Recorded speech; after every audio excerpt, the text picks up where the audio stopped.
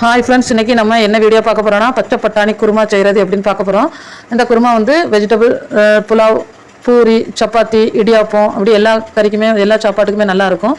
Friends, நம்ம video உங்களுக்கு பிடிச்சிருந்தா ஷேர் பண்ணுங்கள், உங்கள் ஃப்ரெண்டுக்கெலாம் நம்ம சேனலை லைக் பண்ணுங்கள், சப்ஸ்கிரைப் பண்ணுங்கள், செஞ்சு பார்த்துட்டு சமையல் எப்படின்னு உள்ளதையும் கமெண்ட் பண்ணுங்கள்.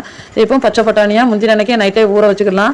கொண்டக்கடலை செய்கிற மாதிரி அந்த தண்ணியோடி ஊற்றக்கூடாது. பச்சை பட்டாணியாக ஊறின பிறகு ஒரு 2-3 தண்ணி கழுவி அதுக்கப்புறம் போடல. ஏன்னா பச்சை பட்டாணி ஊறின பிறகு ஒரு ஸ்மெல் வரும், அந்த தண்ணியுமே கசக்கும். அதனால் அந்த ஊறின தண்ணி நம்ம எடுக்காண்டாம். கழுவி ரெடி பண்ணி அடுப்பில் போட்டு ஒரு குருமாக்குனால உருளைக்கிழங்கும் போட்டு உப்பையும் போட்டு வேக வச்சாச்சு. குருமாக்கு தேவையான பல்லாரி, தக்காளி, பச்சை மிளகாய் ரெடி பண்ணி வச்சிருக்கு. தேங்காயும் ரெடி பண்ணியாச்சு.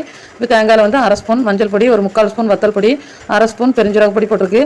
நிறைய வத்தல் பொடி போடக்கூடாது, மிளகு வாடை வரும். இந்த மாதிரி மசாலாக்கெலாம் குருமாக்கெலாம் அரைக்கும் போது தேங்காய் ஸ்மெல் தான் வரணும். லைட் கலரில் அழகாட்டு இருக்கும்.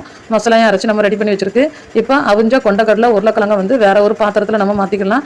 அதே குக்கர்லேயே நம்ம தாளித்து வச்சுக்கலாம். இப்போ வந்து குக்கரை காஞ்ச பிறகு கொஞ்சமாக தேங்காய் எண்ணெய் ஊற்றி பிரிஞ்சி இலை, கிராம்பு, ஏலக்காய், பட்டை, ஸ்டார்ப்பு எல்லாம் போட்டு ரெடி பண்ணி வச்சுருக்கு.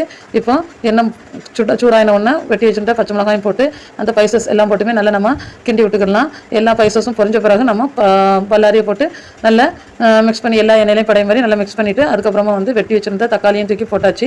எல்லாம் போட்டு நல்லா வெந்துட்டு இருக்கும்போது இஞ்சி பூடு விழுது நம்ம அது கூட போட்டுருணும். இஞ்சி பூடும் போட்டு நல்லா மிக்ஸ் பண்ணும்போது பல்லாரி, தக்காளி எல்லாமே இன்னும் கொஞ்சம் தண்ணி விட்டு நல்லா வெந்திருக்கும். இப்போ அந்த கறிக்கு தேவையான உப்பு போட்டிருக்கோம். ஆல்ரெடி கடலைக்கு நம்ம உப்பு போட்டிருக்கோம். அதனால் வந்து நம்ம இந்த இதில் கரெக்டான உப்பு நீங்கள் போட்டுக்கிறோங்க. நிறைய போட்டால் உப்பு கச்சிரும்.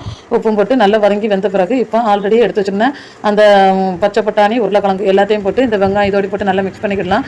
மிக்ஸ் பண்ணி அது ஒரு வேகவில் வெந்த உடனே அரைச்சி வச்ச மசாலா, அது கொஞ்சமாக தண்ணி சேர்த்து உங்களுக்கு எந்த அளவுக்கு தண்ணி வேணுமோ அதான் குருமா ரொம்ப தண்ணியாக வைக்காண்ட ஒரு நார்மலாக இவ்வளோ திக்னஸாக வச்சு ஒரு மூடி ஒரு 3 விசில் நம்ம போட்டுட்டோம்னா அழகான ஒரு குருமா ரெடி.